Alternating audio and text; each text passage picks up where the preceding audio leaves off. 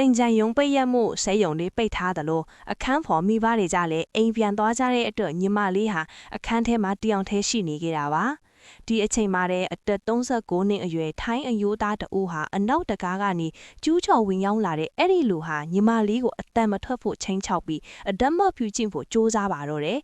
အားလုံးကပျော်ရွှင်စရာထင်ကြံကာလကိုဖျက်ဆီးနေကြချိန်မှာစမှုပိုက်ခိုင်ဗန်ဖီမြို့နယ်တဲကအခန်းကြီးလေးတစ်ခုထဲမှာတော့ပေမင်းနဲ့ရင်ဆိုင်ခဲ့ရတဲ့ကြောက်မတ်ဖွယ်ဖြစ်ရတစ်ခုဒီနေ့မနက်ပိုင်းမှာပဲဖြစ်ပွားခဲ့ပါတယ်။မိဘတွေနေရက်ပြန်သွားလို့အဆောင်မှာတယောက်တည်းကြံနေတဲ့အသက်20အရွယ်ဇက်ယုံအလုတ်တမမလီဟာစေးကြောင်ကြီးရဲ့ထိုင်းအမျိုးသားတဦးရဲ့ရရက်ဆက်ဆက်ပြုတ်ကျင့်မှုစ조사တာကိုခုခံရင်အသက်ဘေးကနေတီတီလေးလွတ်မြောက်လာခဲ့ပါတယ်။ဧပြီလ3ရက်နေ့ဒီနေ့မနက်7:33မိနစ်အချိန်တင်ကြံယုံပိတ်ရက်မှုဇက်ယုံတွေပိတ်ထားသလိုအခန်းဖော်မိဘတွေကလည်းအိမ်ပြန်သွားကြတဲ့အတွက်ညီမလေးဟာအခန်းထဲမှာတယောက်တည်းရှိနေခဲ့တာပါ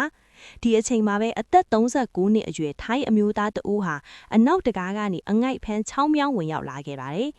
ရုတ်တရက်အခန်းထဲအထိကျူးကျော်ဝင်ရောက်လာတဲ့အဲ့ဒီလူဟာညီမလေးကိုအသက်မထွက်ဖို့ချိန်ချောက်ပြီးအတမ်းမပြုတ်ကျင့်ဖို့စ조사ပါတော့တယ်။ဒါပေမဲ့ညီမလေးဟာကြောက်လန့်တုန်လှုပ်ပြီးအရှုံးမပေးခဲ့ပါဘူး။အားကိုးရမဲ့နေတဲ့ကြားကနေကျူးလွန်သူရဲ့လက်ကိုအားကုန်တုံးပြီးကြွိုက်ခဲကခုခံခဲ့ပါတယ်။ဒီလိုခုခံမှုကြောင့်ဒေါသထွက်သွားတဲ့လူဆိုးဟာညီမလေးရဲ့ပါးစပ်ကိုပိတ်မျက်နှာကိုရိုက်နဲ့ယုံတယ်မကပဲညီမလေးရဲ့ဘဲဘက်လက်မောင်းကိုအသားတွေလန်ထွက်သွားတဲ့အထိအညူးတင်းညက်ပြန်လဲကြွိုက်ခဲခဲ့ပါတယ်။နာကျင်မှုတွေပြင်းထန်နေပေမဲ့ညီမလေးဟာနောက်ဆုံးလက်ချံအားကိုစူးစီးပြီးလူဆိုးကိုစောင့်ကန်ကအခန်းထဲကနေအိမ်ပိုင်ရှင်စီကိုအသက်လူထွက်ပြေးခဲ့ပါတယ်။ကံကောင်းထောက်မစွာနဲ့ပဲအိမ်ပိုင်ရှင်နဲ့အနားကလူတွေဟာညီမလေးကိုကူညီခဲ့ကြပြီးရဲထဲခုန်ချထွက်ပြေးတဲ့တရခန့်ကိုဝိုင်းဝန်းဖမ်းဆီးကရဲလက်အပ်နိုင်ခဲ့ပါတယ်။ဖမ်းမိချိန်မှာတော့တရခန့်ဟာမူရေးဆေးရွားတွေအလွန်အကျွန်းသုံးဆွဲထားတာကိုဝန်ခံခဲ့ပါတယ်။ဒီဖြစ်ရဟာကျွန်ုပ်တို့ရွှေ့ပြောင်းအယုတ်တမောက်တွေနဲ့တယောက်တည်းနေထိုင်ရတဲ့အမျိုးသမီးတွေအတွက်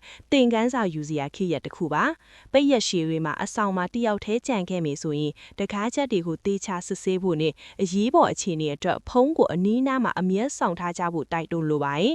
အခုဖြစ်ရက်မှာရဲရဲဝံ့ဝံ့ခုခံထွက်ပြေးနိုင်ခဲ့တဲ့ညမလေးကိုလည်းအမြန်ဆုံးတက်တာချမ်းပါပါစေကြောင်းဆုတောင်းပေးရင်းနဲ့ဒီသတင်းကိုတင်ဆက်ပေးလိုက်ပါတယ်